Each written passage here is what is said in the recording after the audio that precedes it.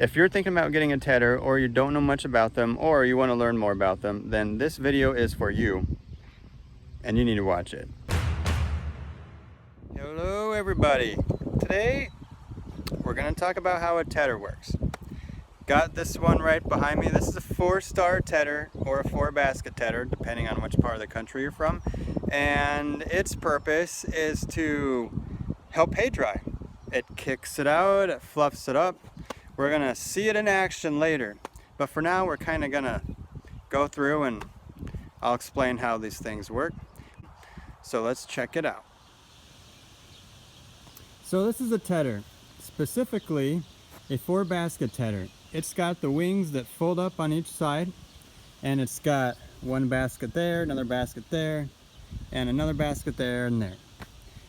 This one will ted 2 rows cut by a haybine, so about 17-foot tedding width. They also make 2 basket tedders, which is basically just 2 of these and there's no wings. And those will ted a single pass by haybine. And then they also make a second style of tedder called a horizontal fold or a rear fold tedder, which instead of the wings folding up, they fold out to the back and they stay on the ground. I had one before this and it sucked. I hated it. It took forever to set up. I had it 2 seasons, I think, and then I said, well, screw this. And last fall, I went out and bought this one and quickly sold off my other tedder.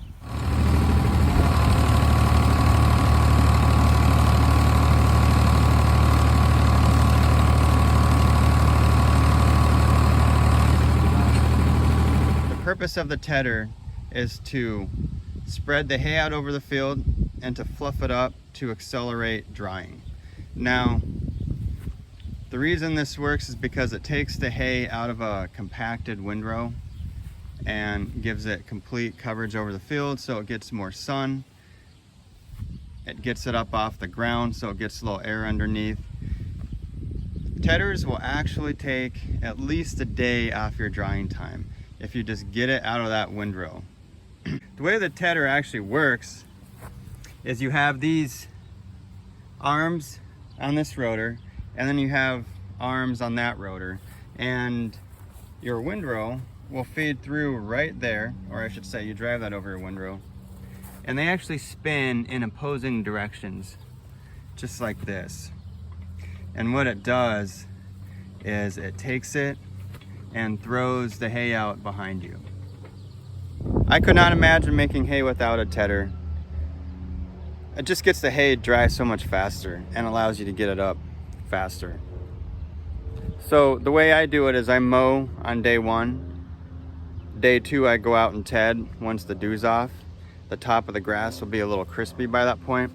And I find that it teds a little better when you give it a day to dry, like when you're doing it on day 2, because the grass is a little lighter and it spreads it out better. It's not as heavy like it is if you were to ted the same day you mow.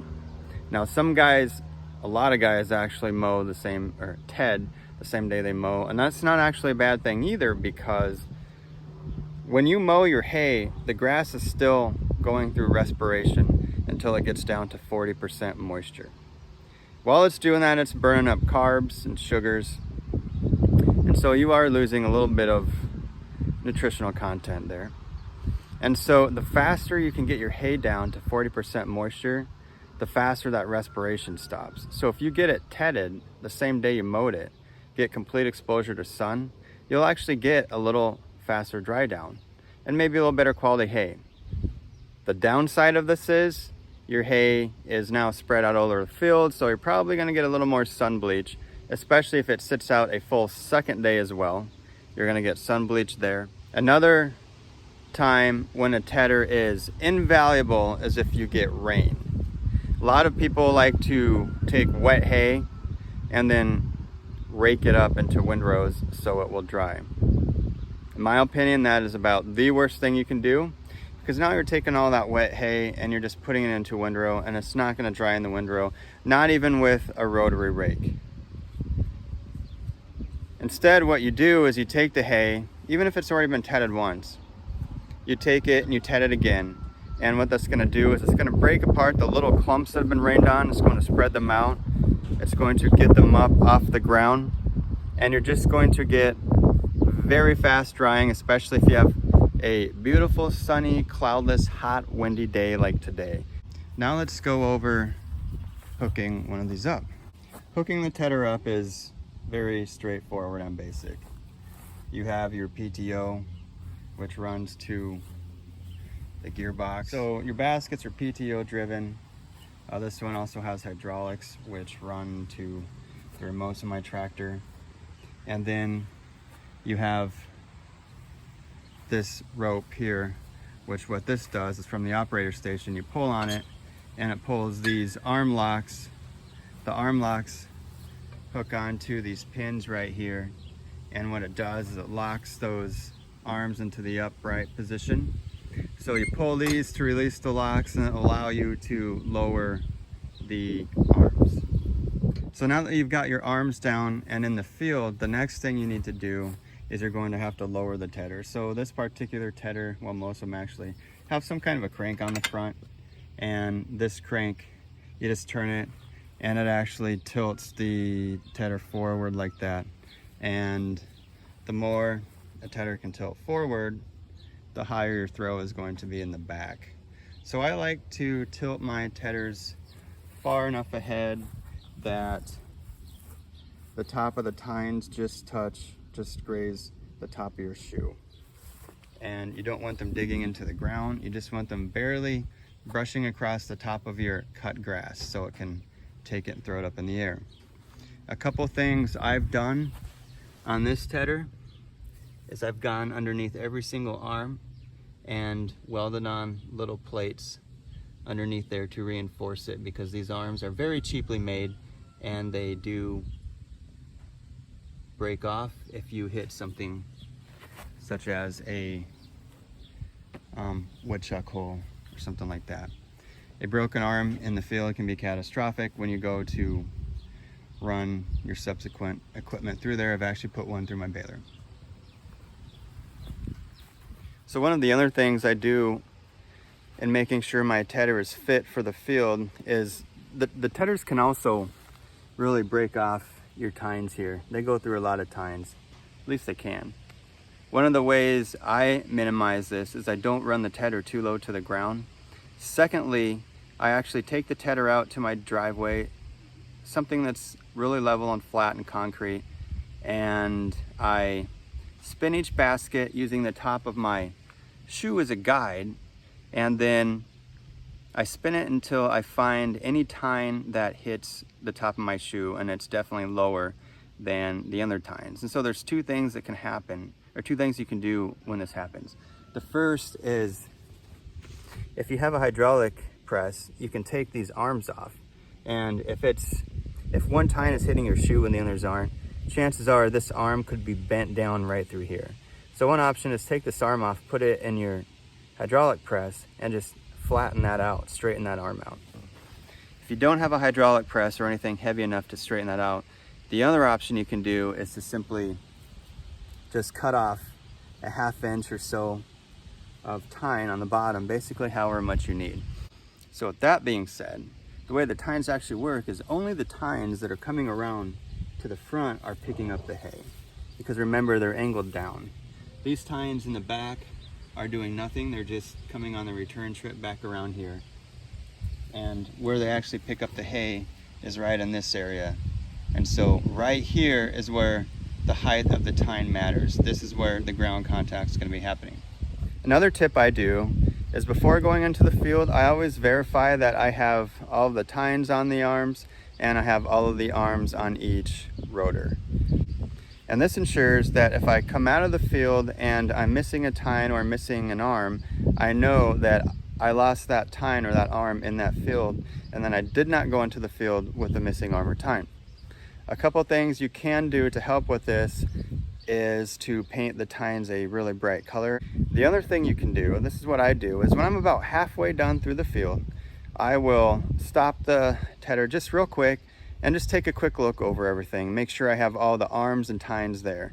And if they are, then great, I keep on going. If one of them is missing, then I know which half of the field, or I know where to look, which is going to be a lot less work than finishing the entire field, realizing you've got something broken off and now you've got the entire field to look through. If you stop and check the condition of your tines and rotor arms periodically through the field, if you miss one, that really narrows down on where you want to look to try to find it. Finally, when it comes to operating, now that it's all hooked up and set to the right height, it is nothing more than slowly flipping on your PTO, nice and easy, easing into it at a low tractor RPM, and then speeding up.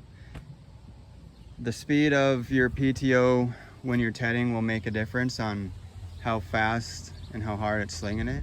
I run at a ground speed of about 6 miles an hour when I TED, and I am running just about full PTO speed.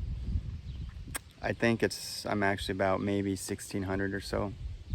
When you're actually tedding in the field, if you've got a 2-basket rotor or 2-basket tedder, then you're simply straddling the windrow and you're going to be driving the tedder right over the top of it.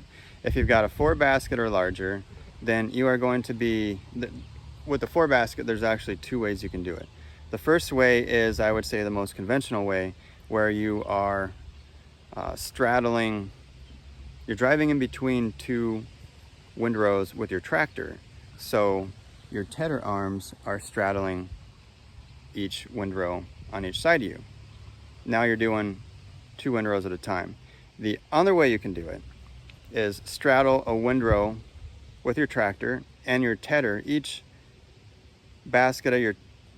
of the center baskets on your tedder will pick up half of that windrow, and it will spread it along with half of the windrow on each side of you. And then on your return trip back, you will get the other half of that windrow that your wing was on when you're going back another way. Now with the 4-basket tedder, I TED about 10 acres an hour. That's going 6 miles an hour. It goes very quickly. Well, let's get this folded up, and then I'm going to roll some footage tedding.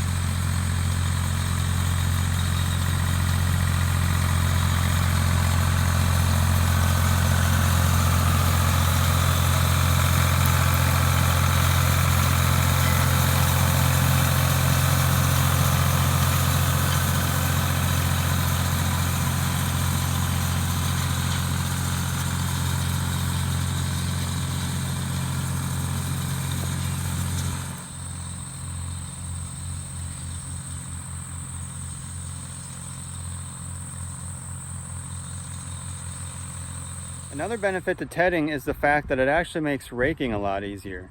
So normally when you rake, you've got predefined windrows and you're pretty much stuck to those. Now when you TED, the hay is evenly distributed across the field. So you are pretty much making your own way, so to speak. You can rake wherever you want to, however you want to, and there's always going to be hay there. You're not stuck to where only the windrows are.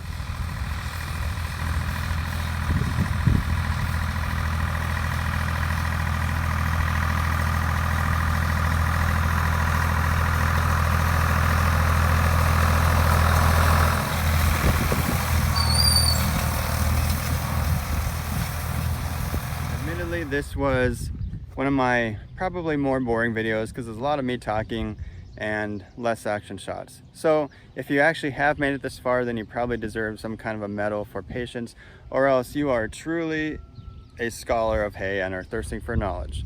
Hopefully you found this useful. If you have any other questions or comments on tedders, then please feel free to leave them in the comments below. I love to read your comments and I love to respond and have conversations with all of y'all. Anyway, thanks for watching. Like and subscribe if you want to see more content in the future, and happy haying. I'll see you next time.